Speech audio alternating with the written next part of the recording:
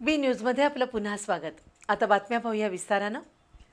कोल्हापूर महापालिकेच्या 8 स्वीकृत नगरसेवक पदांसाठी भाजपकडून 3, काँग्रेसकडून 3 आणि शिंदे शिवसेनेच्या वतीनं 2 उमेदवारी अर्ज दाखल झाले। भाजपकडून प्राध्यापक जयंत पाटील, विजय जाधव आणि सुनील वाडकर यांना संधी देण्यात आली आहे, तर महाविकास आघाडीकडून सुनील मोदी, राहुल माने आणि मुस्ताक मलबारी यांचे अर्ज दाखल झाले। शिंदे शिवसेनेकडून प्रसाद चव्हाण आणि रत्नेश शिरोळकर यांचे अर्ज भरण्यात आले आहेत। 20 फेब्रुवारी रोजी होणाऱ्या महासभेत स्वीकृत नगरसेवक पदाच्या निवडीवर शिक्कामोर्तब होईल। कोल्हापूर महानगरपालिकेच्या निवडणुकीत महायुतीला 46 तर महाविकास आघाडीला 35 जागा मिळाल्या। पक्षीय बलानुसार स्वीकृत नगरसेवक पदांची संख्या निश्चित होते। भाजपला 26 जागा मिळाल्यामुळे 3 स्वीकृत नगरसेवक तर जनसुराज्य आणि शिंदे शिवसेनेला 16 जागा मिळाल्यानं शिंदे गटाला 2 स्वीकृत नगरसेवक पदं मिळणार आहेत, तर काँग्रेस आणि ठाकरे गट शिवसेनेला 35 जागा मिळाल्यानं त्यांनाही 3 स्वीकृत नगरसेवक पदाची संधी मिळाली आहे। आज 11 ते 2 या कालावधीत स्वीकृत नगरसेवक पदाचा उमेदवारी अर्ज दाखल करण्याची वेळ होती।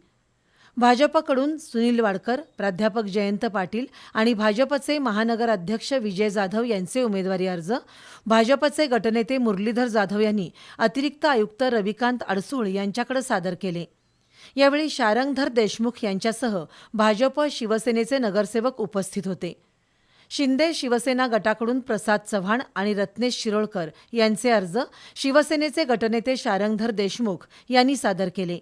यावेळी सुनील कदम, सत्यजित कदम, अजित इंगवले, अनुराधा खेडकर, अर्चना पागर यांच्यासह शिवसेनेचे नगरसेवक आणि कार्यकर्ते उपस्थित होते, तर काँग्रेस महाविकास आघाडीकडून सुनील मोदी, राहुल माने आणि मुस्ताक मलबारी यांना स्वीकृत नगरसेवक पदाची संधी देण्यात आली आहे। त्यांचे अर्ज काँग्रेसचे गटनेते इंद्रजित बोंद्रे यांनी अतिरिक्त आयुक्तांकडे सादर केले। यावेळी राजू लाटकर, सचिन चव्हाण, प्रताप जाधव, दुर्वास कदम, अर्जुन माने, अमर समर्थ यांच्यासह काँग्रेसचे नगरसेवक उपस्थित होते।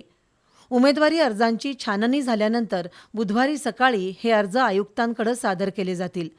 त्यानंतर आयुक्त के मंजुलक्ष्मी स्वीकृत नगरसेवक पदांचे अर्ज शुक्रवारी होणाऱ्या महासभेत सादर करणार असून त्यानंतर या नावांवर शिक्कामोर्तब होणार आहे।